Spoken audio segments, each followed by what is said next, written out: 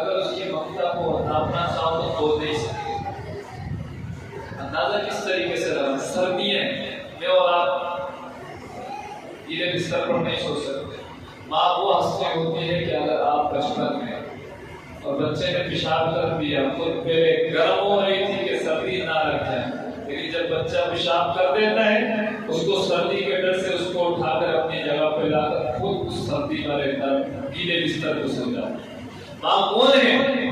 माँ के बारे में माँ वो हंसती है कि अगर उसके सामने रो जाओ उसका कलेजा चिर जाया करता है। माँ वो हंसती है कि इसके आगे तुमने अगर एक चीख निकाली, रोए, गिड़गिड़ाए तो तुमसे पहले वो चीख को पुकार शुरू कर दिया। माँ वो है कि जो अपनी औलाद को कभी तकलीफ नहीं देने दिया करती।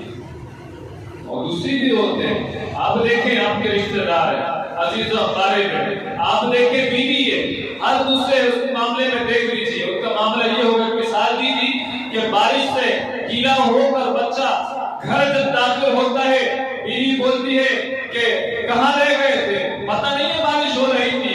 दूसरा आकर कुछ बोलेगा, तीसरा कुछ बोलेगा, हर दूसरी तीसरी कोई अपनी गुफ्तार पता नहीं था, वो गुस्सा कर रहे होंगे। माँ भी गुस्सा थी, देर तक बाहर रहा, लेकिन जब बच्चा दाखिल होता है तो माँ पहले तौलिया लाकर उस पर डालती है, बेटा बाद में पहले सूर्य तो जा, पहले तू तो अपने आप को सुखा ले। सब सो जाते हैं और जाग कर रात देर तक जो इंतजार करती है वो माँ होगा। कंबाइंड फैमिली में रहने वालों से पूछे, बीवी सो जाएगी, बहन सो जाएगी, बाप सो जाएगा, माँ जाती है। जितनी देर हो गई, माँ बीमार भी है ना, बिस्तर पे लगी है तो माँ माँ, जिस दिन उसका आंचल खुद जाता सब खत्म हो जाए। तब माँ की कदर करें। माँ की बात इसलिए की अल्लाह करीम ने अपनी मोहब्बत की जब मिसाल बताना चाहिए तो अब फरमाता है 70 माओ से ज्यादा प्यार करता है। कितने? 70 माओ से। एक माँ कितना प्यार करती है। अपने अंग्रेज की ज़बानी सुनाने चला, जापान का वाक़या। हिरोशिमा के ऊपर बम गिरा था, एटम बम गिराया था, पूरा घर हो गया था, पूरा सफा हस्ती से जापान मिट चुका था उसका शहर। मैं रेस्क्यू टीम आ जाती है, जाकर मेरे पिलर हटा रही है, अब पहुंची थी 7-8 दिन बाद, काफी टाइम बाद, क्योंकि एटम बम की जो तेजाबियत होती है ना वो काफी अरसे तक के राज करती है। आज भी शक्लें बदल के पैदा हो रहे जिस्म में, इसमें, क्योंकि वहां की जो मट्टी है ना उससे जो संसद भी उग रहा है ना वो भी खराब हो रहा है। तो मामला ये कि हटा रहे थे, रेस्क्यू टीम पहुंची, करते करते आखिरकार एक दीवार हटाई तो पिलर आड़ में ऐसे जैसे और दीवार ऐसे गिरी। मतलब ये दरमियान में गैप आ गया, दरमियान में गैप आ गया। तो उन्होंने वो हटाई तो देखा कि एक औरत उल्टा लेटी हुई है। उसको जब हाथ लगा तो फौरन उठती है, चाकू चौड़ा तो देखा नीचे बच्चा है, गोद में बच्चा है। उठाया, उसको लेकर कैसे बची, तो अपने मामला बता रही है, ऐसे गुजारा क्या, कैसे हाथ ठीक, बच्चे की भी खबर, हाँ ठीक है। अच्छा देखा पूरे जिस्म पे खराश भी नहीं है, अल्लाह की करनी जिसे बचाना चाहे मालिक, सब मर गए, एक औरत बची थी बच्चा समेत, अल्लाह की करनी। अब जैसे ही उससे पूछा तेरे को कुछ नहीं कहा, नहीं। रेस्क्यू टीम की नजर पड़ी उसकी उंगलियों के पोरे पर, ये नावल निगार ने ये लिखा है इस बारे में। जब नजर पड़ी उंगलियों के पोरे पर तो देखा वो कटे हुए हैं, दांतों से काटे गए। पूछे ये मामला क्या है? जिस्म पे कुछ हुआ नहीं है, ये उंगली कहीं दबी भी नहीं है, ये तो ऐसा लग रहा है काटे हैं जानबूझकर। असल अचानक से अगर लग जाए ना, मैं मार रहा से लग गई वो अलग बात होती है, मैं जानबूझ के नहीं मार सकता हूँ, वो अलग ही तकलीफ होगी जानबूझ के मार रहे। ये तो काटे हुए हैं तुम्हारे, ये कैसे जनाब जो मामला इसके साथ हो, ये कैसे किया, हुआ क्या? तो कहा मामला ये था कि जब बम गिरा था, मामला हुआ, जो भी हमला हुआ था, उस वक्त बच्चे को दूध पिलाया, कुछ वक्त दूसरा बच्चा रोया, उसको फिर अपनी छाती से दूध पिलाया, फिर रोया, फिर दूध पिलाया। 1.5 दिन गुजर गया, रिस्क मेरे पेट में नहीं जाता था, दूध बनता नहीं था। एक वक्त आया, दूध सूख गया, अब वो पीता नहीं है, अब आ नहीं रहा है दूध, फिर रोया। तो मैं सोचो विचार में पड़ गई, करूं क्या? बच्चा रोता है काफिर, है तो माना, दिल में तो माँ की ममता उससे भी मौजूद है। वो रोता है तो मैं पिलाती हूँ। मुझे समझ में नहीं आया मैं करूँ तो करूँ क्या। मैंने अपनी उंगली उठाई, अपने दांत से उसको काटा। उसको काटने के बाद उसकी दर्द महसूस करो साहब, कितना दर्द उठाया होगा। दांत से काटा, इसके मुंह में दी, कुछ वक्त तक के वो जो इस उंगली से खून आता था वो पिया, उसका पेट भरा। दूसरा दिन, तीसरा दिन, आज ये नौबत आ गई थी कि 10वीं उंगली कट गई थी। वो दूध पिला रही थी, ये खून अपना इसको पिलाकर इसको जिंदगी दे रही थी। एक की तकलीफ बर्दाश्त खत्म नहीं हुई, दूसरी काट रही है। दूसरी की हुई नहीं, तीसरी काट रही है। तीसरी की हुई नहीं, 10 उंगलियां उस माँ ने अपने बच्चे के खातिर अपने दांत से काटा। उसके बाद उसको पेट भरा। पेट इस तरह से भी माँ भरा करती है। खाना नहीं मिलेगा ना तो मैं खून भी पिला दिया करेगी। इस तरह से करके आज परेशान थी। अब बच्चे को भूख लगी तो क्या करूंगी, मेरे हाथों में अब जान बाकी, ये खून खत्म हो चुका है। ये एक काफिर माँ की ममता देखो कितनी है। और अल्लाह इससे 70 गुना ज्यादा अपने बंदे से मोहब्बत करता है। अल्लाह से डरो नहीं साहब, डरे नहीं। डर चोर रखा करते थे, अगर डर रहे हो तो फिर चोर हो। डर कौन रखता है। मुझे एक दफा रोका था, रेंजर साहब निकल गया था आगे, वापिस आगे सामने खड़े बोले चले गए टाइम इसका चोर डके उंगली भागू क्यों। ना चोर हूं ना डकेत हूं तो भागने का मेरा दुख ही क्या बनता है। आपने मेरे हिफाजत के लिए खड़े तो मैं आ गया सामने।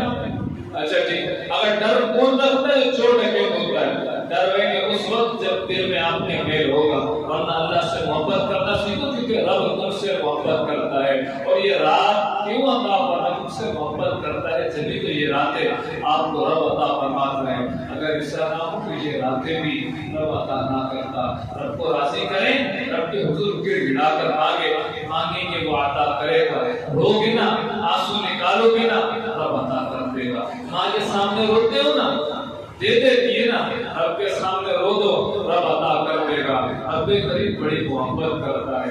हाँ, जायज चीज मांगना, अल्लाह से मांगना जायज चीज। और मांगना क्या, मौला मेरे हाथ में बेहतर है तो मुझे अता कर।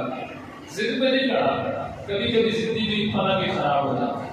अल्लाह की जो दुआ करें, अपने ख्वाहिशात इजहार करें, और फिर बाद में मौला अगर ये मेरे हाथ में बेहतर है तो अता कर, तो मुझे अता कर दे। इस रात के वजीफे भी बता दो, बड़े लंबे लंबे बताए होंगे वजीफे, सुने होंगे आपने। 10 ऐसे पढ़नी, 6 ऐसे पढ़नी, 12 ऐसे पढ़नी। मेरे से पूछे जाती मशवरा, आखिरी फार्मूला मेरा हमेशा खतरनाक होता है।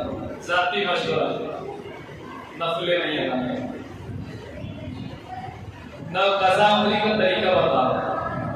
कज़ा उम्री जिस शख्स की रहती है, नियत करेगा मैं नियत करता हूँ जो मैंने सबसे पहले अपनी फजर की नमाज कज़ा की है। सबसे ज्यादा फजर होती है, आज रात कोशिश करो जितनी फजर अदा कर सकते हो करो, जितनी फजर पढ़ सकते हो। नफिल से बेहतर है ना हजरत, कज़ा अदा हो गई है। इसके बारे में, नफिल के बारे में पूछा जाएगा, नहीं पूछा जाएगा ना, इसके बारे में तो पूछा जाएगा कि फर्ज कितने छोड़े थे। आज रात ना फजर की नमाज सारी कज़ा जितनी की थी, कोशिश करें ज्यादा से ज्यादा अदा करें। नियत क्या करें, सबसे पहले जो फजर मैंने कज़ा की थी उसकी नियत करना हूं, अल्लाहु अकबर, बस ये नियत आसान सी। वास्ते किसके, अल्लाह की है ना। मुंह कहां किया, काबे की तरफ ना, ज़बान से नहीं लिख रहे तो मसला है। नियत तो दिल के इरादे का नाम है ना, यहाँ से नियत होती है। ज़बान तो ये बस अमल है, हिलाने का चीज है, असल यहाँ से। ये नियत करके खड़े हो जाए, आज रात जितना हो सके ना कज़ा उम्री अदा करें। और साथ साथ अगर वालिदैन की नाफरमानी करते हो तो वालिदैन से माफी मांगो। जिसके इंतकाल कर रहे हैं उनकी कब्रों पे जाए, कब्रों में बैठ जाए और बैठ के माफी मांगे। अगर शराब पीते हैं छोड़ दे, सबकी बख्शिश हो जाती है शराबी की। जिनाकारी में मुलविस है, छोड़ दे, सबकी हो जाती है जिनाकारी के बारे में। हुकूकुल इबाद तल्फ किया है, किसी का हक तल्फ किया है, किसी की दिल आजारी की है, माफी मांग। और ये रस्मी माफी की बात नहीं कर, वाकई में माफी मांग। मैसेज फॉरवर्ड किया, समझे माफ कर दो, सुभान अल्लाह। ये मैसेज बड़ा जबरदस्त होता है। मैसेज करेंगे, बुजुर्गों आदत हो गई है, अभी आज पूरे दिन में मैसेज चल, मुझे ना मैसेज चल, स्टेटस लग रहे हो, सबको भेज रहे हो जी पूरे आज शब बारात अल्लाह की रजा के लिए मुझे माफ करना, पूरे साल गालियां दी, पूरे साल नहीं किया, आज माफी मांगी और उम्मीद भी जितनी अच्छी लगाते ना वो भी माफ कर देगा, आगे भी नहीं उठता, साले तेरे को तो नहीं छोड़ो, तुम्हें नहीं बोल जाता, तुम्हें तो नहीं बोलेगा, माफी मांगनी है जाकर मांगो, ये माफी मांगो। ऐसे कैसे माफियां हो जाती हैं? सोशल मीडिया ने इतनी आसानी दे दी, एक बटन दबाने में 100 बंदों में माफ करा, ऐसा तो माफी नहीं होती, माफी डायरेक्ट जाके मांगी जाती है। और अगर किसी को सोशल मीडिया के मैसेज के जरिए उसने वाकई में कहा हाँ मैंने माफ किया तो होगा, वरना वैसे माफी नहीं होगी। आपको जवाब किसी के भी नहीं आएंगे जितने बैठे हुए। बताया कोई मेरे पास में आपने मैसेज किया था, बंदे ने कहा मैंने माफ किया, उसने जवाब दिया, किसी ने दिया, तो ये कौन सी माफी है? हाँ तरीकाकार में बताता हूँ आसान, जिसका भी इसका आखिरी तरीकाकार ये माफी ऐसे मांगे, जैसा करोगे वैसा पाओ, वैसा मिलेगा, जैसी करनी वैसी बन। मैं यहाँ बैठा हूँ, मैंने नियत किया, मेरी जिसने भी गुज़िश्ता साल या पूरी जिंदगी में दिलासारी की, मुझे तकलीफ पहुंचाई, मुझे नुकसान दिया, मैंने अल्लाह की रजा के लिए सबको माफ कर दिया, सही? ये मैं गवाह भी बना रहा हूं, ये सिर्फ मैं मिसाल नहीं बता रहा, मैं वाकई में ये बात कर रहा हूं। जिसने दिलासारी की, कोई तकलीफ पहुंचाई, कोई मामला मेरे साथ किया, मैंने माफ कर दिया, आप सबको गवाह बना के ये बात कर रहा हूं। सेकेंडली अब ये बात, और अल्लाह मैं उम्मीद रखता हूँ जिस तरह तूने मेरे दिल में ये बात डाली कि मैंने सबको माफ कर दिया, मैंने अपने तकलीफ देने वाले को माफ कर दिया, मैंने जिनको दी उनके दिल में भी ये बात डाली। ये तरीका था, पहले खुद से इब्तिदा करें कि मैं माफ करता हूँ, और उस खालिक ने मेरे दिल में ये बात डाली थी ना और मैंने कर दिया। मतलब कर्जा अदा होता है ना, कोई कर्जा अदा करना वाजिब है, लेकिन अगर कोशिश कर रहा था और इंतकार हो जाता है उसका, कुछ दिया था, अल्लाह करीब सिफारिश करता है उसकी, बंदे माफ करते देने की कोशिश तो कर रहा था, दे छोड़ दे माफ, मैं सिफारिश कर रहा हूँ ना इसकी। तो इसी तरह यहाँ का भी मामला है कि अगर आपने माफ कर दिया और वाकई में शर्मिंदा है, लेकिन आपने पहले माफ कर दिया, तो अल्लाह करीम इंशाअल्लाह सिफारिश करेगा उस बंदे से, यार इसने माफ कर दिया था ना, तू भी माफ कर, छोड़ दे रंजिश। लेकिन आप पहले माफ कर नहीं रहे, आप माफियां मांग रहे, आप तो कर ही नहीं रहे। ये वीआईपी तरीका है, मैं करूं नहीं, वो कर दे, सारे माफ कर दे हमारे को। तो और पहली कोशिश ये तकलीफ ना पहुंचाया करे, नहीं आती ये नौबत है माफी मांग। तो नौबत ही क्यों आती है? ये नौबत ही क्यों आती है कि आपको माफिया मांगनी पड़ जाए? क्यों आ रही है? पूरा साल अच्छा मांग के तरीके से गुजारे, पूरे साल में से काम करेंगी ना, आपको यकीन ही नहीं है कि हमने बहुत पता है कह सके कि हाँ पूरे साल में मैंने किसी को तकलीफ नहीं दी, कोई एक भी नहीं कह सकता।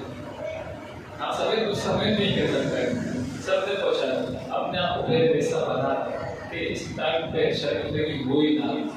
अल्लाह की उसमें दुआ है और इस्लाह को हमें कज़ा उम्री अदा करने की तौफीक अता फरमाए। बिल्कुल अलग दुआ कर रहा हूँ, कज़ा उम्री अदा करने की तौफीक अता फरमाए। इस रात हमें इस रात की बरकत से लूटने वाला, तौबा करने वाला बना, सच्ची तौबा करने वाला फरमाए, जिसने सच्ची नीयत के साथ तौबा की, अल्लाह ताला के हुजूर माफी मांग ली, तो फरमाया तौबा करने वाला शख्स ऐसा हो जाता है जैसा अभी अभी अपने मां के बदन से जना गया, बिल्कुल नया कोरा, जिसने तौबा कर ली। अस्तगफार पढ़ाऊंगा, मेरे साथ मिलकर पढ़िएगा, पढ़ाऊंगा तो आप पढ़िएगा, फिर तजदीद ईमान करवाएंगे ताकि गलती हो गई हो तो फिर माफी भी साथ मिलो, ईमान भी ताजा हो जाए। अस्तगफिरुल्लाह रब्बी मिन कुल्ली ज़ंबि अज़लमतुहु व अतूबु इलैहि। हे अल्लाह, हम सब अपने पिछले गुनाहों से तौबा करते हैं, आइंदा हमें गुनाहों से